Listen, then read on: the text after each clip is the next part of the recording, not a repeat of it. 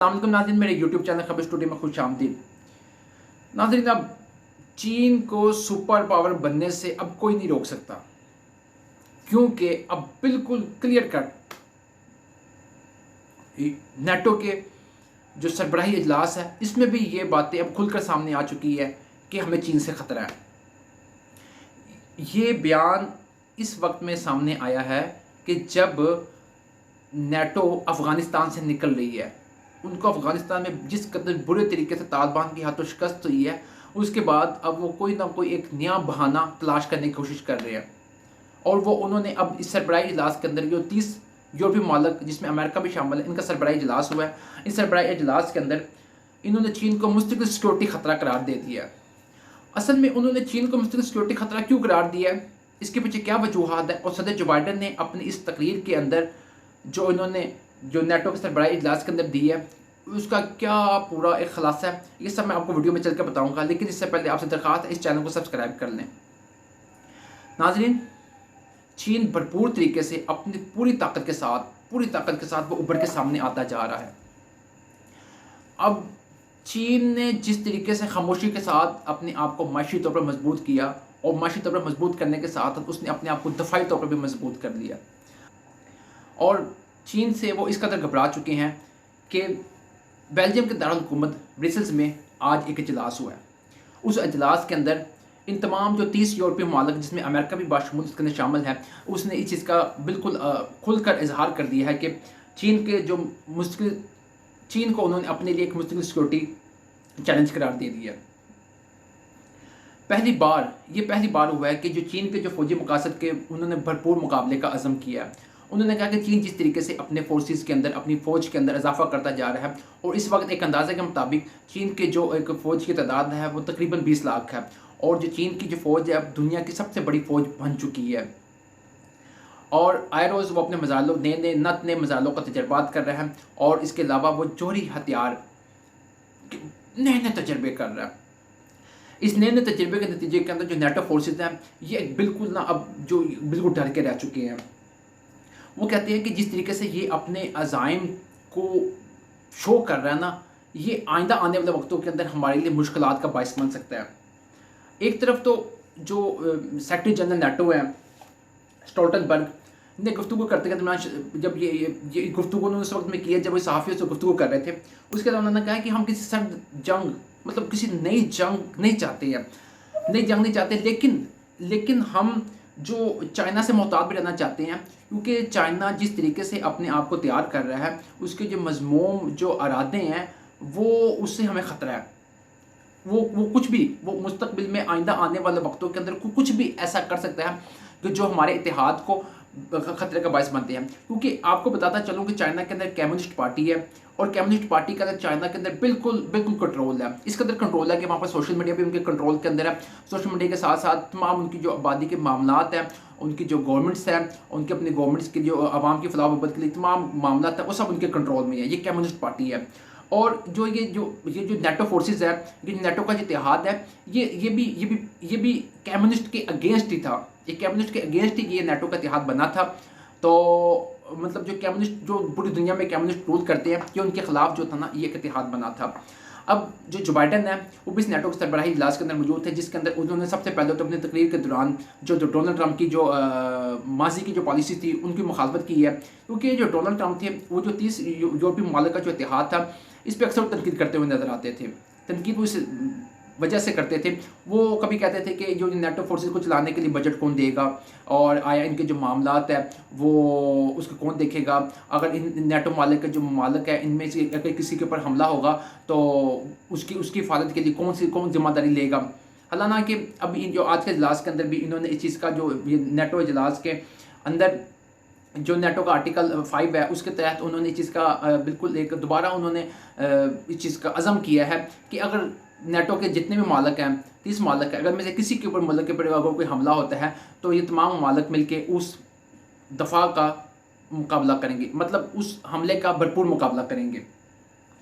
अब जो बाइडन है, इन्होंने अपने आते सारी इन्होंने हलफ उठाने के साथ भी जब इन्होंने हुकूमत संभाली सबसे पहले उन्होंने इसी चीज़ का बिल्कुल इरादा किया था कि अब वो जो नेटो का जो इत्तेहाद है इसको बिल्कुल बरकरार रखेंगे और इसके लिए जो कुछ हो सका वो करेंगे। उसके लिए जितना बजट की ज़रूरत होगी वो सब मिलके उसके लिए करेंगे। जैसा कि आपको पता है कि ये नेटो ने जो अफ़गानिस्तान के अंदर बड़े तबाही मचाई है, इसके अलावा बहुत से मालिक के अंदर इन्होंने तबाही मचाने के बाद अब इनका जो जितना भी इनका जो ये आप कह सकते हैं कि इनका जो इत्तेहाद है अब वो ख़तरे में पड़ चुका है। और वो ख़तरे में पहुँचाने के लिए सिर्फ़ और सिर्फ एक चीन ही है जो कि इसके ख़िलाफ़ खड़ा हो चुका है। क्योंकि जिस कदर इन्होंने तबाही मचानी थी अब इनके दिन जो है ना वो पूरे हो चुके हैं। एक तरफ तो ये तो अब जो आज का जो इजलास हुआ है, ब्रसेल्स में इजलास हुआ है, उसके अंदर नेटो के जो इजलास सरबराही इजलास के दरमियान में सदर जो बाइडेन ने भी अपना तहफ़्फ़ुज़ात का इज़हार किया है कि चीन से बिल्कुल ख़तरा है और चीन की बढ़ती हुई ताकत, जिस कदर चीन अपनी ताकत को बढ़ा रहा है और हमें इससे ख़तरा है और हमें इसके लिए बिल्कुल तैयार रहना चाहिए। हालांकि उसके ऊपर दूसरी तरफ जो बरतानिया के वज़ीर आज़म हैं उन्होंने भी इस चीज़ का कहा है कि हम चाइना से जंग नहीं चाहते हैं, लेकिन हम ये चाहते हैं कि चाइना जो अपनी फ़ौजी ताकतें हैं जो इजाफ़ा कर रहा है अपनी फ़ौजी ताकत के दौरान इजाफ़ा कर रहा है वो उसमें ज़रा थोड़ा कंट्रोल रखे ताकि वो पूरी दुनिया के लिए ख़तरे का बायस ना बने। क्योंकि जो नेटो के जितने भी इत्तेहादी हैं वो अब मैं आपको एक चीज़ का बड़ी अहम क्लियर करता जाऊँ, नेटो के इत्तेहादी एक तरफ हैं और चीन और रूस एक तरफ है। क्योंकि चीन और रूस किसी तरीके से भी ना अमेरिका के काबू में नहीं आना चाहते और अमेरिका की बात को नहीं तस्लीम कर रहे हैं। वो कतई नहीं चाहते हैं कि जो अमेरिका है वो इस दुनिया पे अब अपनी जो हुक्मरानी है वो एक ख़ुद साख्ता जो अपनी हुक्मरानी है जो उसने कायम की हुई है, वो तमाम गरीब ममालिक को लेके अमीर ममालिक को लेके उसने अपनी हुक्मरानी कायम की है। अब उसके दिन वो चाइना और रूस के बकौल अब पूरे हो चुके हैं। अब जो चीनी सफ़ीर हैं, चीनी सफारती मिशन बराए यूरोपीय यूनियन ने ये अब जो ये नेटो का जो इल्ज़ाम लगाया है कि चीन अपनी ताकत को क्यों बढ़ा रहा है, इन्होंने इसकी सख्ती से तरदीद की है। उन्होंने कहा कि ऐसा कुछ भी नहीं है, असल में हमारा जो मकसद है हम अपनी जो फ़ौजी ताकत के अंदर इजाफ़ा कर रहे हैं ये सिर्फ हम अपने मुल्क की हिफाजत के लिए कर रहे हैं। और अगर हम किसी के से कोई जंग नहीं चाहते, हम किसी के कोई मुखालफ नहीं है, अगर हमारे मुल्क की तरफ किसी ने आंख उठाने की कोशिश भी की है तो हम उसका बिल्कुल दफ़ा करेंगे और ये हमारा हक़ है और हम इसको हर लिहाज से उसका दफ़ा करेंगे और उसको किसी काबुल नहीं छोड़ेंगे हम। चीन कि जो अफ्रीका में बढ़ते हुए जो उसके असर शुरू है ना, इससे भी नेटो के जो अराकीन ममालिक हैं ये बिल्कुल परेशान हैं। वो सोच रहे हैं कि जिस तरीके से चीन अफ्रीकी ममालिक के अंदर अपने असर शुरू बढ़ाता जा रहा है, कभी आमदान की सूरत के अंदर वहाँ पर पैसे भेजता है, कभी फ़ौजी अपने जो मुबसरीन हैं वहाँ पर भेज के वो अफ्रीकी ममालिक के अंदर अपने असर शुरू को बढ़ा रहा है। इससे भी जो है ना जो ये नेटो के जितने ममालिक हैं ना वो भी बड़े परेशान हुए हैं। लेकिन अब आपने देखा होगा कि अब चीन को जिस तरीके से पिछले दिनों जब एक इजलास हुआ है, नेटो का सरबराही इजलास हुआ था, रिपीट जैसा कि आपने देखा है कि पिछले दिनों 2 दिन पहले G7 समिट के दरमियान में जब ये 7 ममालिक का जब इजलास हुआ था जिसके अंदर इटली, रूस, बरतानिया, फ्रांस ये शामिल हैं। इस इजलास के नतीजे के अंदर इन्होंने चीन के ऊपर इल्ज़ाम लगाया था कि जो ये कोरोना वायरस है ये वुहान की लेबॉरेटरी के ज़रिए चीन ने फैलाने में इसका असल किरदार है और पस पर्दा चीन ही है। और चीन की हुकूमत ने और चीन के सदर ने जो इन्होंने इस बारे में ऐलान किया था। और जो सदर ट्रंप है, साबिक जो सदर ट्रंप है अमेरिका की, वो भी अक्सर औकात अपनी तकारीर के दरमियान में अमेरिका के चाइना के सदर को इल्ज़ाम लगाते हुए नज़र आ रहे होते थे कि इसके पीछे सारा का सारा चाइना है। लेकिन चाइना इसकी अक्सर औकात इसकी तरदीद भी की थी कि ऐसा कुछ नहीं है और जो कि ये इसके फैलाने के अंदर चाइना का कोई किरदार नहीं है। लेकिन G7 समिट के दौरान उन्होंने इस पे कहा था कि इसकी तरदीद उन्होंने कहा था कि इसकी बिल्कुल तहकीक होनी चाहिए कि ये जो ये वायरस है ये चाइना ने क्या खुद फैलाया है और इस पार्टी को खुद साख्ता तैयार किया गया है। और इसकी तरफ से भी जो चीन की तरफ से चीन के जो तर्जमान है उन्होंने इस चीज़ का बड़ी सख्ती से उन्होंने इस चीज़ को इस चीज़ को उन्होंने तरदीद की है। उन्होंने कहा कि ऐसा कुछ नहीं है कि ये हमारे मुल्क से कोई नहीं फैला है। और उन्होंने इस चीज़ का सख्ती से तरदीद की है कि जो आपके जो मनसूबा जात हैं और आप जो ये छोटे ममालिक हैं, ये जो 7 छोटे ममालिक हैं, 7 छोटे ममालिक मिलकर पूरी दुनिया की हुक्मरानी का फैसला नहीं कर सकते। असल में कि जो 7 छोटे ममालिक चाह क्या रहे थे, असल में 7 छोटे ममालिक चाह रहे थे कि जो जिस तरीके से चीन जो अपने चीन के बढ़ते हुए लोग हैं वो जिस तरह के इंफ्रास्ट्रक्चर का निज़ाम लेकर जो दूसरे मालिक के दरमियान, जिस तरह पाकिस्तान के अंदर पर उन्होंने 56 अरब डॉलर की जो इन्वेस्टमेंट की है, उस इन्वेस्टमेंट के जरिए में जिस तरह सी पैक के जरिए उन्होंने इस पाकिस्तान के इंफ्रास्ट्रक्चर में एक बड़ा प्ले रोल का बड़ा अहम रोल अदा किया। उस अहम रोल के नतीजे के अंदर पाकिस्तान के अंदर बहुत सारा इंफ्रास्ट्रक्चर का निज़ाम को बेहतर किया। तो उन्होंने उसके मुकाबले में एक अपना प्रोजेक्ट जो है ना बेल्ट रोड के जो उन्होंने लेके आए हैं,